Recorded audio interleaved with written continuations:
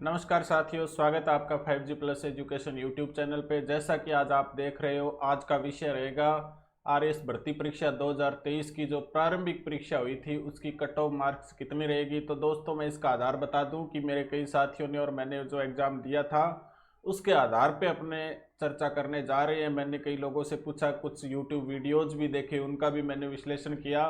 एक तो कोई नामी ग्रामी संस्थान है, वो कह रहे थे कि 10,000 बच्चे ऐसे हैं जिनके मतलब उन्होंने कोई टेलीग्राम चैनल के माध्यम से सर्वे किया था, जिसमें उन्होंने बताया कि 10,000 बच्चे ऐसे हैं जिनके 100 प्लस मार्क्स बन रहे हैं। लेकिन मुझे नहीं लगता कि इस भर्ती परीक्षा में इतने बच्चे होंगे जिनके 100 प्लस मार्क्स बन रहे हैं। 100 प्लस बन रहे होते 10,000 लोगों के, तो जैसे जैसे मेरिट नीचे आती है यानी 100 से 95 के बीच जो है वो 10,000 से भी ज़्यादा होते, क्योंकि जैसे जैसे मेरिट नीचे आती है एक खास भीड़ बढ़ती जाती है और एक ही नंबर पे कई बच्चे आ जाते हैं। तो ज़्यादा से ज़्यादा जैसे मैंने सर्वे किया है, मेरे जानकार जो कई तैयारी कर रहे थे उनके लास्ट 95 तक वो जा रहे हैं।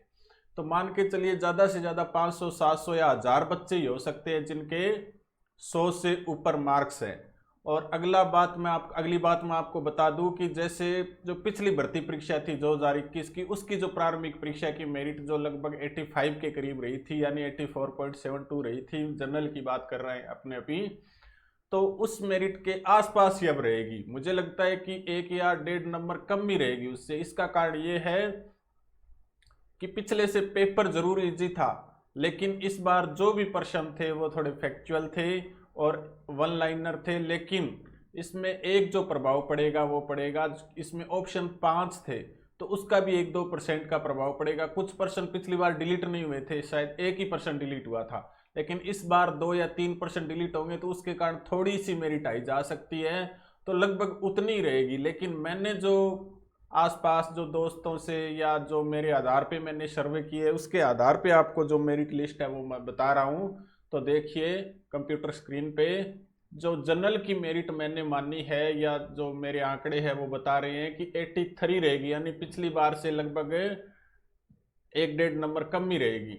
इसी प्रकार से फीमेल की 78 रहेगी, विडो कोटे से जो महिलाएं हैं उनकी 27 रहेगी, और जो तलाकशुदा महिलाएं हैं उनकी जो मेरिट रहेगी वो 67 यानी 67 रहेगी। इसी प्रकार अपने ईडब्ल्यूएस कैटेगरी की बात करें तो 83 हो गई जनरल यानी पुरुष की, और फीमेल की 78 हो गई।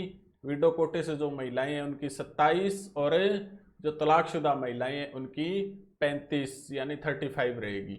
और जो SC ST की जब अपने बात करें तो लगभग वही मेरिट है, यानी 1-2 अंक में कम। यूँ बता रहा हूँ कि जो भी लोग एग्जाम दे के आए हैं उनके वास्तव में पिछले साल से थोड़े से कम ही आ रहे हैं, वो ज़्यादा नहीं आ रहे। तो SC पुरुष की है वो 70, फीमेल यानी महिला की 64, और विडो कोटे की ये लगभग बराबर ही रहती है, तो मैंने बराबर मानी है, लेकिन हो सकता है इससे भी 1-2 अंक है वो कम जा सकती है।